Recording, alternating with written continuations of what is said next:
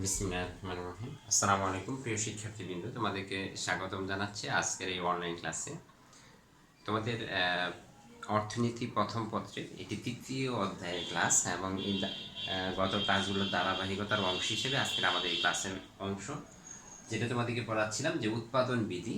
এবং গত ক্লাসে পড়িয়েছিলাম যে উৎপাদন বিধির যে প্রথম তিন ধরনের প্রথম যে ক্লাসিফিকেশনটা ছিল সেটা ছিল ক্রমবর্ধমান প্রান্তিক উৎপাদন বিধি। আজ আমরা যেটা দেখব সেটা হচ্ছে সমানুপাতিক, অর্থাৎ স্থির প্রান্তিক উৎপাদন বিধি, অন্য নাম বলতে পারো সমানুপাতিক প্রান্তিক উৎপাদন বিধি। প্রিয় শিক্ষার্থীবৃন্দ, গত ক্লাস যারা করেছো তাদের জন্য এই বিষয়টা বুঝতে আরও বেশি সহজ হবে, আর যারা এইটাতেই প্রথম অংশগ্রহণ করেছো আশা করি তোমরাও একটু মনোযোগ দিলে সহজে বুঝতে পারবা।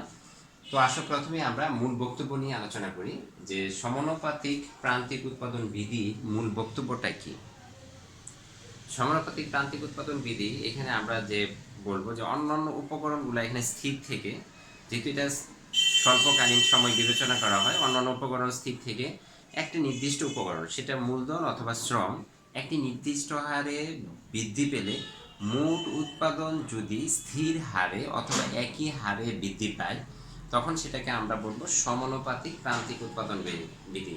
আমি আবারও বলছি, অন্যান্য উপকরণ স্থির থেকে একটি উপকরণ নির্দিষ্ট হারে বৃদ্ধি পেলে মোট উৎপাদন যদি একই হারে বৃদ্ধি পায় বা স্থির হারে বৃদ্ধি পায়, অর্থাৎ বৃদ্ধি পাওয়ার প্রবণতা সবসময় যদি একই থাকে, সেটাকে আমরা বলি সমানুপাতিক প্রান্তিক উৎপাদন বিধি।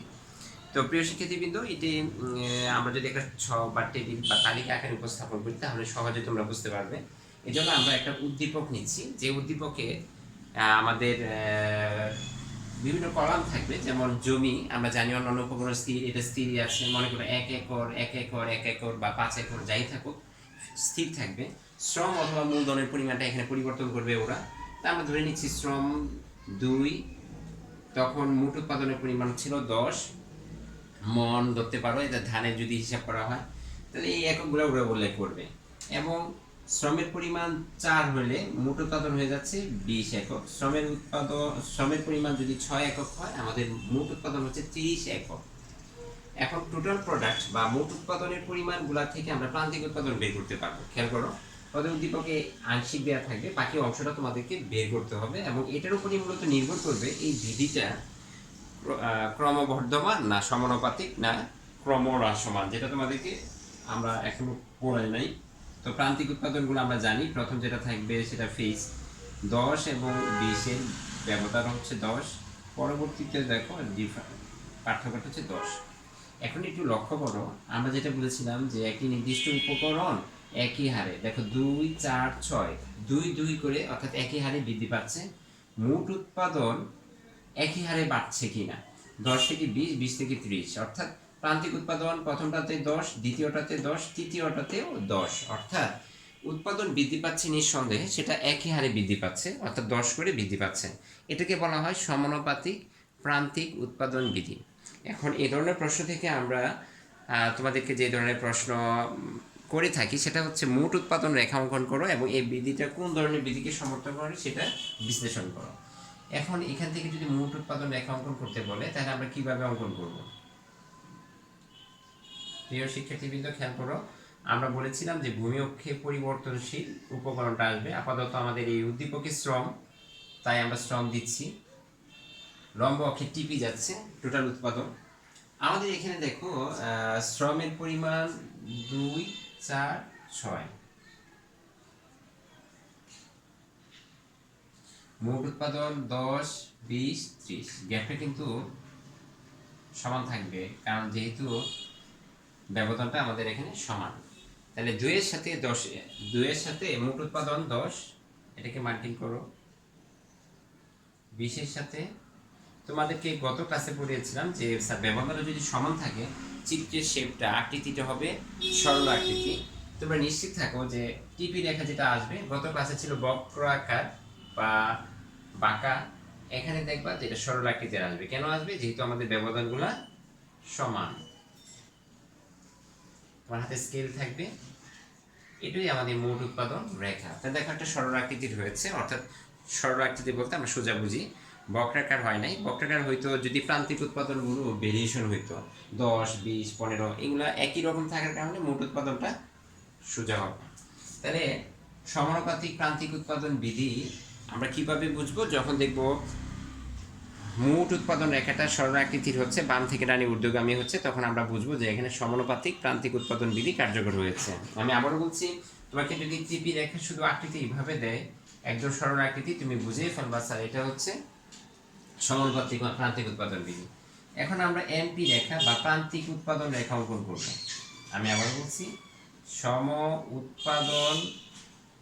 উৎপাদন সমান, এটাকে আমরা বলি যে উৎপাদন বৃদ্ধির হার, আর উৎপাদন বৃদ্ধির হার সমান হওয়ার কারণেই এটাকে আমরা বলতেছি সমানুপাতিক। প্রিয় শিক্ষার্থীবৃন্দ, আমরা এখন এমপি রেখা বা প্রান্তিক উৎপাদন রেখা অঙ্কন করব। ভূমি অক্ষে শ্রম, আগের মতোই। লম্ব অক্ষে প্রান্তিক উৎপাদন। যেহেতু প্রান্তিক উৎপাদনের মানগুলো সমান, প্রান্তিক উৎপাদনের মানগুলো কিন্তু সমান, অর্থাৎ 10। তাহলে আমাদের এখানে মার্কিং করব আমরা 3টা, কিন্তু প্রান্তিক উৎপাদনের অ্যামাউন্টটা শুধু 3টার মধ্যে একটা মানই আছে 10। 2-এর সাথেও 10, আমরা একবার রেখে দিচ্ছি। 2-এর সাথে 10, 4-এর সাথেও 10, 6-এর সাথেও 10।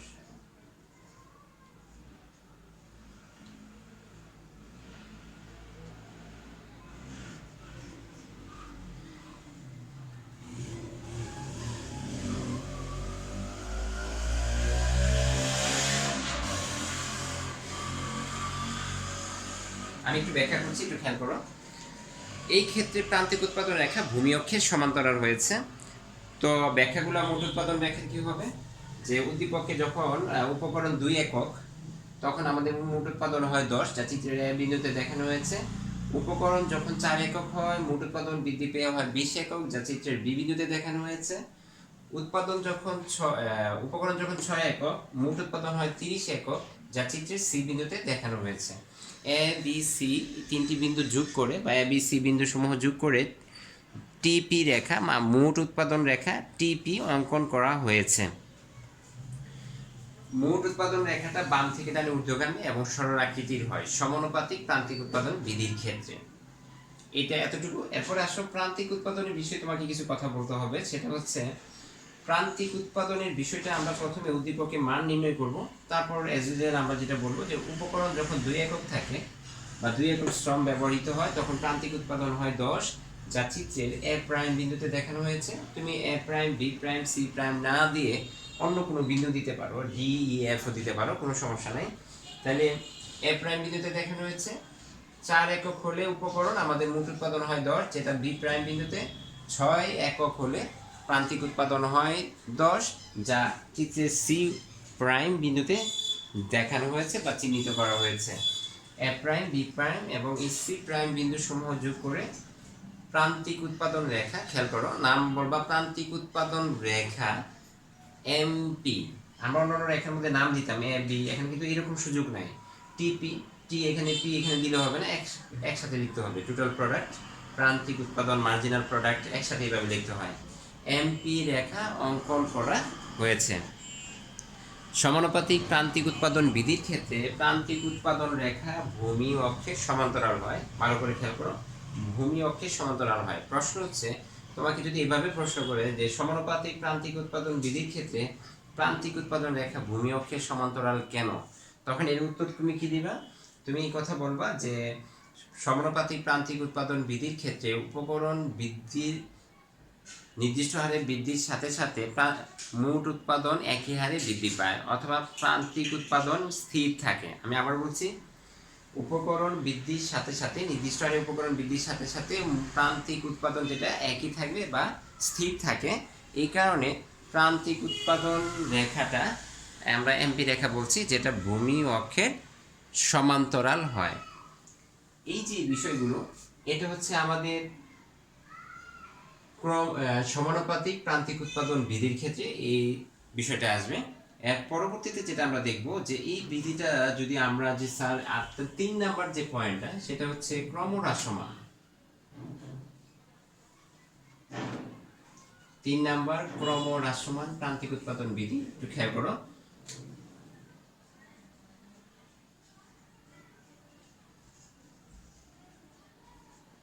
সবচেয়ে বেশি গুরুত্বপূর্ণ এবং সবচেয়ে বেশি প্রশ্ন হবে তোমাদের ক্রমহ্রাসমান থেকে। তাহলে আমরা এখানে যে বিষয়টা চেঞ্জ করতে চাচ্ছি যে স্যার একই রকমের বিষয়টাই আমাদের জন্য থেকে অন্যান্য উপকরণ স্থির থেকে একটি উপকরণ নির্দিষ্ট হারে বৃদ্ধির ফলে মোট উৎপাদন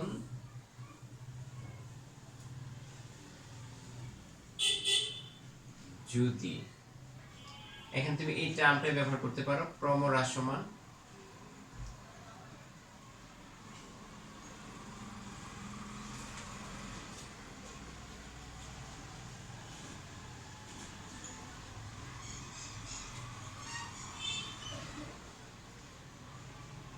খেয়াল করো ভাষাটা হচ্ছে অন্যান্য উপকরণ স্থির থেকে একটি উপকরণ নির্দিষ্ট হারে বৃদ্ধি পেলে মোট উৎপাদন যদি ক্রমহ্রাসমান হারে বৃদ্ধি পায়। তুমি বলতে পারো স্যার ক্রমহ্রাসমান হারে হ্রাস পায় না, এটা সঠিক না, বরং ক্রমহ্রাসমান হারে বৃদ্ধি পায়, সেটাকে আমরা বলবো ক্রমহ্রাসমান প্রান্তিক উৎপাদন বিধি।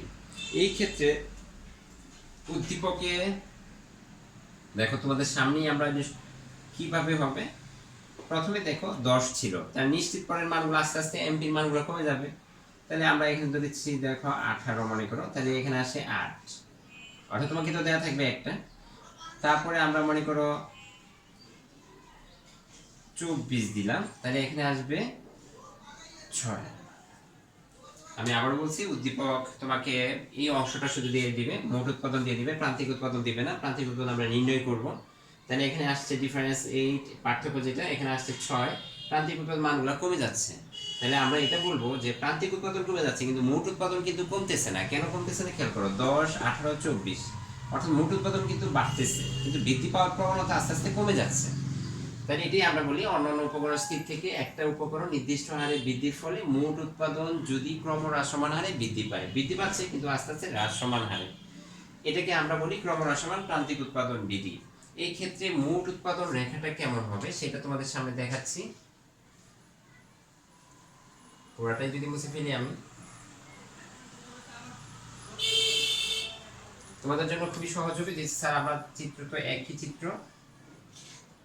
একটু লক্ষ্য করো আমাদের এখানে মোট উৎপাদনের মানগুলো আছে দেখো 10, 18, 24, তাহলে এইগুলো আমাদের সেই হিসেবে মার্কিং করতে হবে।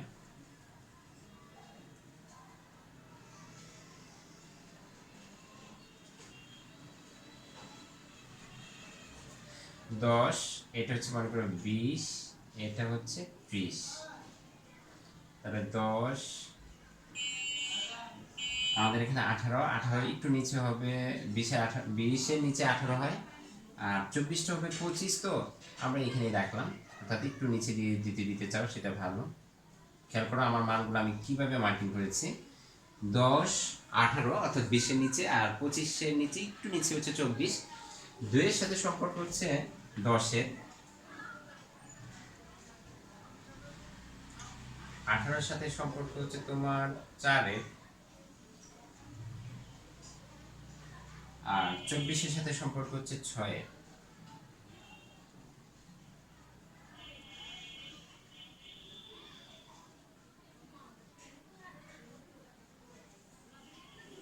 আমি একটু দেখে যাচ্ছি যে মোট উৎপাদনের সাথে আমাদের প্রান্তিক উৎপাদনের যে সম্পর্কগুলো,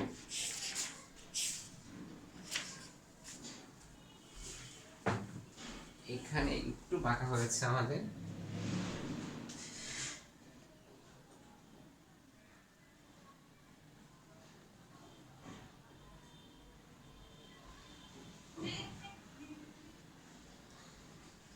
এবং তোমাদেরকে যে অ্যাডভান্স একটু বলতে চাই সেটা হচ্ছে দেখো প্রান্তিক উৎপাদনগুলো ভিন্ন, যার কারণে টিপি রেখাটার ব্যবধান সমান না, তাহলে চিত্রটা বাঁকা হবে। বাঁকা হওয়ার জন্য একটু কৌশলী হবা যে চিত্র যাই হোক আমাদের চিত্রটা বাঁকা, মানে আমাদের হিসাবটা ঠিক হতে করলে আমরা বাঁকাই পাবো। 2-এর সাথে 10, 18 হচ্ছে, 18 একটু নিচে দিতে হবে এখানে, হিসাবটা ঠিক না হলে, আচ্ছা যাই হোক এটা ঠিক থাকুক। এই বিন্দুগুলো একটু গোল করবা যাতে তুমি যে চিহ্নিত করেছো এটা বোঝা যায়। 6-এর সাথে হচ্ছে আমাদের 24, 24টা একটু নিচে হবে, আমরা নিচে দিচ্ছি।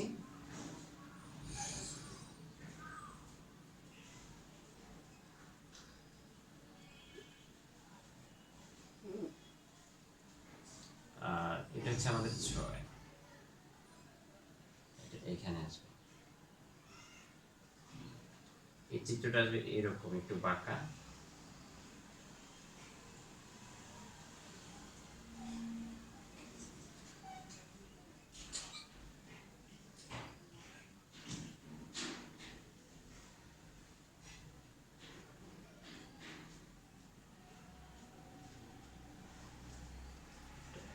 এটা বি, এটা হচ্ছে সি।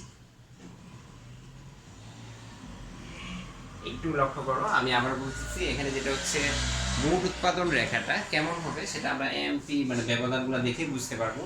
মোট উৎপাদন রেখাটা হচ্ছে যখন উপকরণ 2 একক ছিল, মোট উৎপাদন 10, যা চিত্রে এ বিন্দুতে মার্কিং চিহ্নিত করা হয়েছে। 4 একক তখন 18, সেটা হচ্ছে বি বিন্দুতে। 6 এর সাথে 24, সেটা হচ্ছে সি বিন্দুতে। এ বি সি যোগ করে টিপি রেখা অঙ্কন করা হয়েছে। এই দুইটা বৈশিষ্ট্য বাম থেকে ডানে ঊর্ধ্বগামী, দেখো এটা কমন বৈশিষ্ট্য। কিন্তু এখানে টিপি রেখাটা মূল বিন্দুর দিকে অবতল আকৃতি। তো মূল বিন্দুর দিকে অবতল আকৃতি হওয়ার কারণে আমরা যেটা করি যে